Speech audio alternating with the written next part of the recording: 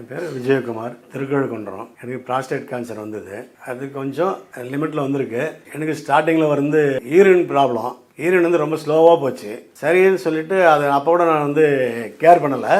அதுக்கப்புறம் இடுப்பு வலி வந்தது. எனக்கு அது கொஞ்சம் அதிகமாக வந்தது. அது டாக்டர்கிட்ட போனோம். அப்புறம் இப்போ தான் வலி சொன்னேன். டக்குன்னு அவங்க என்ன செய்தாங்க, உடனே அங்கே ஹாஸ்பிட்டலே பேசி டெஸ்ட் எடுத்தாங்க.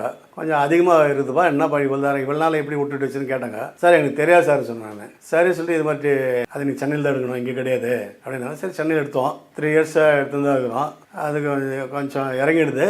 சரி, அது வந்து இப்போ ஃபஸ்ட் டைம் வந்து இல்லை, எனக்கு வந்து ஸ்மோக்கிங் கிடையாது, லிக்வர் கிடையாது, இப்போ ஒன்றுமே எடுக்கலை, ஆனால் அவங்களுக்கு வருது. அது எனக்கு ஆச்சரியமாக இருக்குது எனக்கு. சரி, இது ஆயுர்வேதிக்கு சொல்ல சரி சரி பரவாயில்ல. அதில் ஃபஸ்ட் டைம் வந்து இப்போ வந்து இங்கே இல்லை, ஆமாம் எனக்கு முதல்ல வந்து அப்போடா கொஞ்சம் அச்சப்படலை.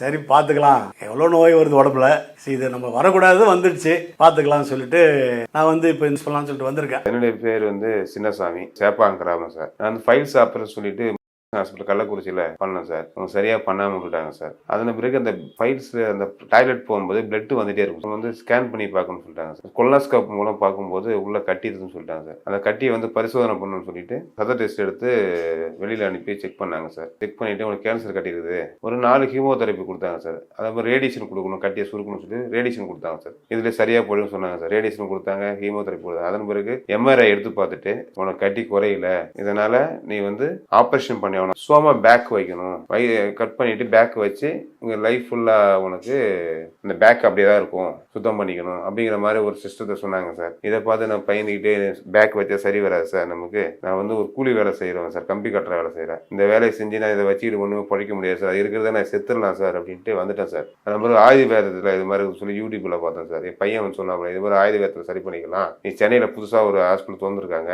அங்கே போன சொன்னாப்லைங்க சார். அதனால இந்த ஆயுர்வேதம் இங்கே நம்மளை தேடி வந்திருக்கேன் சார். இப்போ தேடி நீங்கள்லாம் டாக்டர் சொன்னதை ஒரு அறிவுரை ஓரளவுக்கு புரிஞ்சுது சார், நல்லா இருந்துச்சு, எனக்கு பிடிச்சிருந்தது. நான் ஆயுர்வேத மருந்தை எடுத்துக்கிறேன்னு சொல்லிட்டு கண்டிப்பாக சரியாயிடும் சார்.